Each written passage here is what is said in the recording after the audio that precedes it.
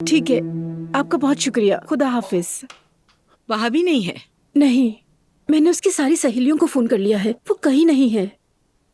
सफियाबा, क्या उसके पास जाने की कोई और जगह है? कहाँ जा सकती है बताइए। कोई रिश्तेदार वगैरह नहीं जहाँ वो जा सके? नहीं। बेटा क्या हुआ है? तुम लोग एलिफ को क्यों ढूंढ रहे हो? अम्मी जान, बात यह है कि हमें लगता है एलिफ मेहमद के साथ मिली हुई है। मेहमद का मुझे अगवा करना और वहाँ लेकर जाना, ये सब कुछ एलिफ को मालूम हो सकता है। क्या?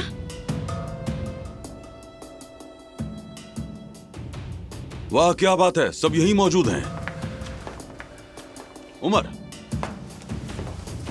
बेटा, तुम क्या कर रहे हो? होश खो बैठे हो क्या? हमीद, ये सब क्या हो रहा है? बताता हूं मैं। नायला साहिबा, आपके बेटे ने आयदा साहिबा के साथ मिलकर अपने कजन की पुलिस में शिकायत कर दी है। इसी का हकदार है वो।